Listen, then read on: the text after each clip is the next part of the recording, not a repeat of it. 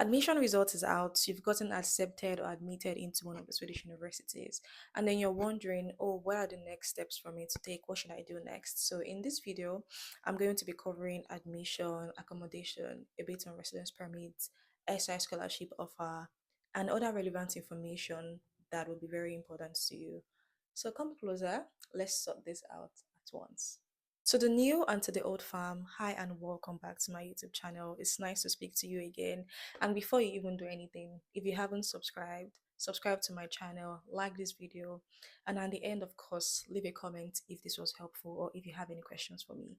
So, congratulations to every single person that has gotten admitted to one of the Swedish universities.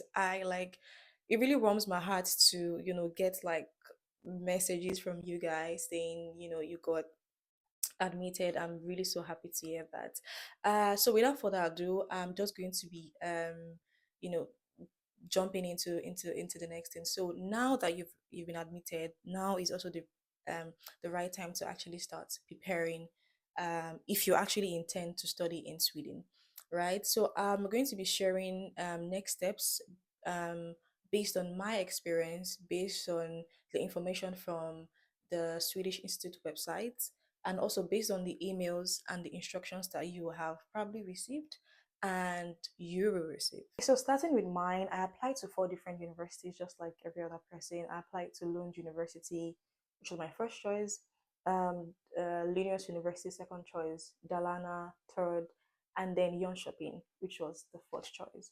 So I got a reserved. I was placed on reserved for Lund University. I got admitted to Linnaeus University, and then the other two were deleted, right? Because I got admitted into Linnaeus University. And for me personally, I didn't do anything. Like Linnaeus already admitted me, and that is it. Lund University placed me on reserved, and that is, I didn't do anything. So I'm saying this because I've heard some people say, let me check this message, right? So there's been some like comments circulating suggesting that if you have a reserve offer and you don't decline it, it might affect SI scholarship eligibility. And honestly, I'm not really sure where that came from, because for me, I didn't I didn't do anything. I didn't decline my Lund University offer, even though they placed me on reserve. I mean, Linus already accepted me, and then I was fine with that. At first, I chose Lund because I wanted a 1 year program, but later I got to realize that doing a 2 year master program is actually better. So I'm just to get clarification on this. I actually went to SI websites, and that's why like it's very important to. I mean, I always say like you should rinse the website. When I say rinse, I mean go through the website and check all the information. So I'm going to attach the link into the description. So this is from the SI website, literally. So notification from university admission, it says, on the day you receive your notification of selection results from university admission, SI will receive the admission results. So it means that the same day, I think that was 27 for you guys, the same day you received the admission results, the SI team also got your admission results. And then they went further to say, you will be in the running for the SI scholarship for global professionals if you have been admitted or conditionally admitted to an eligible master's program on the 27th March 2025. That means if you've been admitted to one, you're okay. You don't need to do anything. They went further to say, and you will be in the running if you have not made any changes to your original admissions results, e.g., decline an admission offer. If you make any changes to your original admission results, your application will no longer be in the running for the SI scholarship. I feel like this is very explicit and can be comprehended and understood by anybody. So I feel like this just basically speaks what I'm about to say, that I don't think you should decline any reserved offer as far as you've been admitted into any of the universities that you apply to. That is what SI is going to be working with. I hope that answers the question. So my opinion, because I know a lot of people reached out to me to ask For me, what even happened to me, I didn't decline Lund University. I left it as it is. And then I just went with Linus University. So, and then SI is also confirming now that you shouldn't make any changes to your admission offer. I hope that helps. So please don't change anything, right? I understand the fact that, I mean, last year we had about 354%, I mean, 357%, that is 4%, actually got the scholarship. And then this year, according to SI, they said we aim to grant around 150 scholarships. So I understand that there might be tensions or there might be some worries, but like, please don't jeopardize your chances feeding off information that is not verified or is not from SI. And if you have any other questions or you're not even sure, you can reach out. Like you can literally reach out to send an email to either SI or to University Admission just to confirm. But this is what I have to say. So the next thing on my list is the student account, right? So now that you have been admitted to either it's Linus University, Malmo, KTH, whichever university, BTH, is there a university like that? I don't know, but you should have received an email or should be you will be receiving the email and instruction on creating a student account. It contains your personal identity number, which is very important. It contains the link to the portal and other information that you need to actually set up your student account. And it is very important for you to do so. Very important for you to do so. So if you have not received it, you should check your inbox, check your spam, or just even reach out to the school because I believe that they also have sent it, right? So please do that.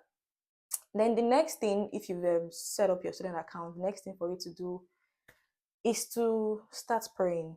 Yes, I know what I'm talking about. I said praying because if you applied for SI, as I said, they aim to grant around 150 scholarships. So the next step is to start praying that you get the scholarship, and if it is the will of God for you to come to Sweden. Because to be honest, once you get a scholarship, it's going to be like maybe not a walk in a park, but it's going to make the entire like experience and process very seamless for you. So you are in my prayers as well. And then if you didn't apply for extra scholarship based on one reason or the other, maybe your country isn't eligible or you just want to pay your fees, then the next thing is for you to actually start gathering money, right? Money to pay your tuition fee, obviously your flight ticket, feeding allowance, right? Because as I said, to be honest, getting a job here in Sweden is not a walk in the park. It's not as easy, except you have some maybe specialized skills.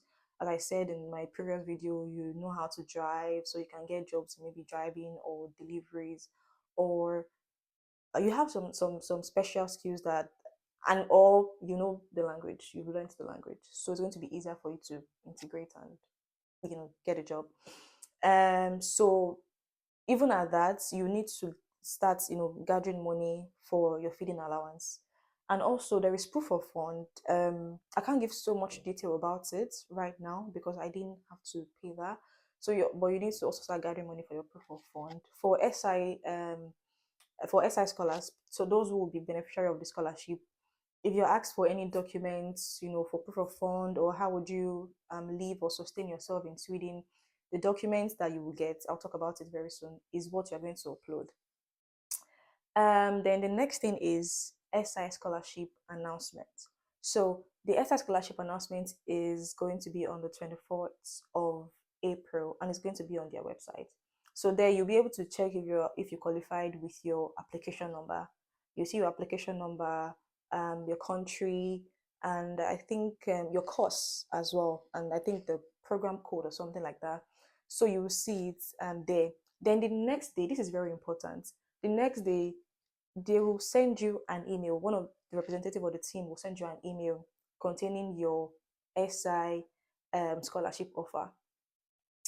And I'm saying this because I know of someone in my class who actually, missed the scholarship because when they reached out to him the next day, the email went to his spam and he didn't see it. And then when they send you this offer, you need to accept it. right? You need to actually accept it that okay, I'm excited. So maybe you don't want to accept it. So, but like you need to actually accept the offer. Because if you don't, it just basically means that you're not interested in in in coming or in accepting. And obviously there are people on the reserved list. I hope there will be people on the reserved list time. So then they will give it to the next person on the reserved list. So please, I'm saying this because it's very important. So always check your spam, always check your emails, and put them on importance so that it always ranks or something like that. So please, like, don't miss it. Also, the information you'll be receiving from them on the 25th of April will contain it to cover your letter, it will cover the instructions on residence permits and other important things. You also get like subsequent emails from them, so you need to like always follow and be up to date with with your email, right? Yeah. Then the next thing I want to talk about is accommodation. They Your university would even tell you, they will even tell you that you should try to have gotten an accommodation before you leave your home country, because it's not going to be easy when you get here and then you start looking for accommodation. It's don't even do that. So that's why I'm here, right? So you need to sign up at different housing companies so that you can stay on the queue. In Sweden, they work with like queue points. So sign up at different housing companies so that you can stay on the queue in order to start collecting points. So I'm going to um, attach or list these links, these housing companies in the description. I could also put them in any of these corners. So there's kalmarhem.se, there's boblat.verkstro.se, then there is riskhem.se. I feel like the biggest that I know of is Calmahem and Riskhem. There are also other ones as well, right? And also very importantly, that will be very useful to you is to check Telegram, to check to join school groups. Because also when I was in Nigeria, I had to check Telegram to see if there were like groups already like created, so you can get information about oh guys, this is the link or this is the link or something.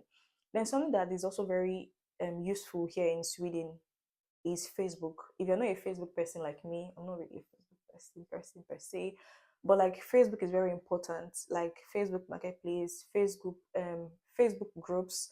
You can search for like your school. You can get information on groups and like different things. So please leverage the use of Facebook and Telegram. However, beware of scams. Like obviously they know that people are going to be checking using this platform, so you need to be aware of scams. That's one of the reasons why I don't even have a group for like for you guys, because I don't want anybody to be scammed. I don't think I can bear it. So please, when you're joining groups on Telegram or you're joining groups on Facebook, please be very careful to not make payments unless you're very sure of that, right? then um then there's also something very sweet that my school did, and I believe Malmo and other schools also, like I feel like they do the same thing. So during my time, even though I signed up on all of these Calmahem, Riskem, and all of those things, during my time in May, I'm going to attach the email somewhere. So I got an email about being covered under the student housing guarantee, right? So I believe that my school, Linus University and Calmahem, they are both government owned. So I believe that they have like sort of like affiliation. So I got an email from Kalma M through my school saying that I'm covered under the student housing guarantee because I'm an international student. Because you know that it's not very easy for you to get housing with the Q points, because there are people who have accumulated points and they will sort of like be prioritized.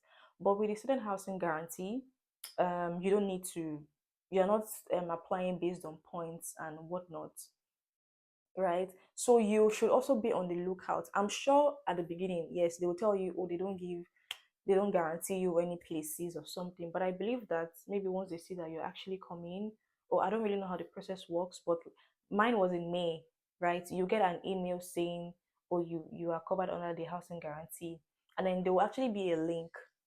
For us, the link became effective from July 11th, right? I don't know what date yours is going to be, but you should also be on the lookout for it.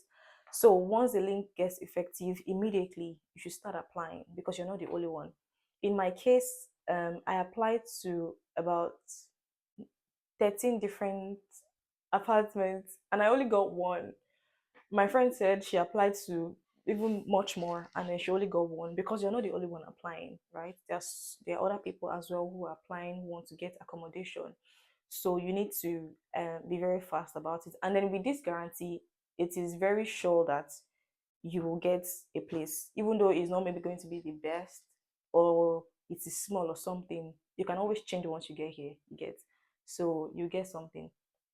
And then for those coming with their family members, obviously you might not be able to stay in the student house in guarantee accommodation because it might just be a room and it might not be allowed to come with your family.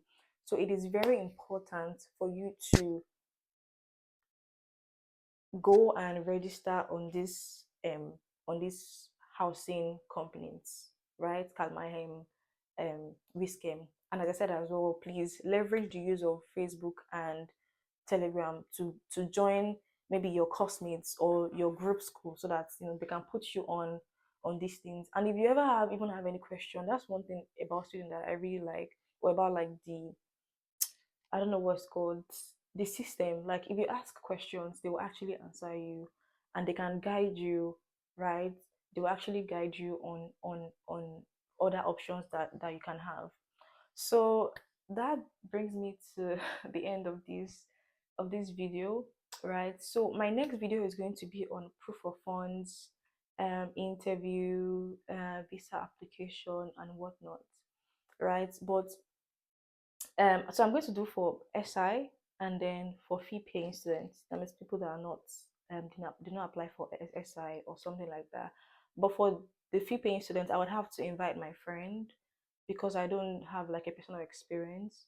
So I would have to invite maybe my friend or two of my friends who were fee paying students so that you can they can basically share their experience. So I would like you to drop specific questions so they can prepare ahead of time. I can share with them and then they can know how to answer or maybe just check their mails to see how the process went for them. So yeah, I hope this actually clarifies like certain things that you weren't um, clear on. Um, yeah, so see you in my next video, and please don't forget to subscribe to my YouTube channel.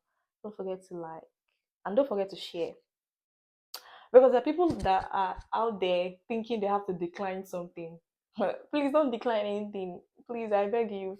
So please share to people that you think are also like in the running as you are. So I'd really appreciate that and see you in the next video. Bye.